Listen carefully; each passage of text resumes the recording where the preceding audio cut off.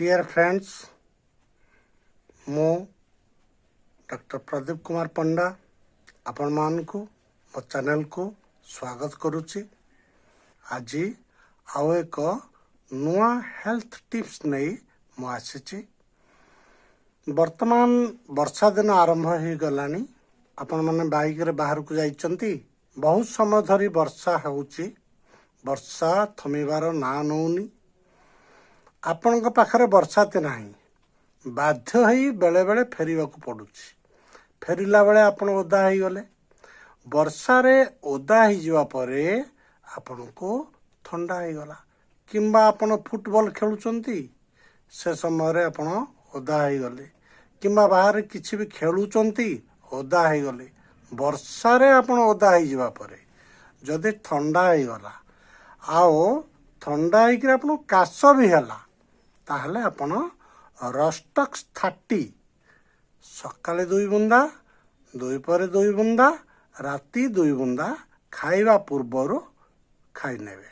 जदि आपणकर मलेरिया ज्वर होइकिरि शीत होउची आ ज्वर काश होउची, ताहले से समय रे भी आपण रस्टक्स 30 2 बुंदा 3 थर नहीं जिवे।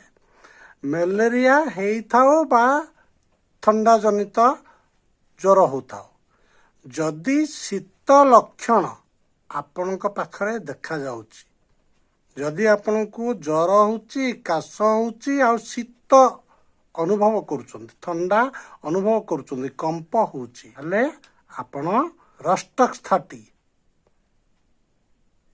2 बुंदा लखाए दिन रे 3 थर सेवन करंतु। जदि आपणकर उत्ताप जेते बढ़ी बढ़ी जीव, काशटा टिके टिके कमी कमी आछिवो, से समय रे भी आपण रस्टक्स 30 को व्यवहार करि पारिबे।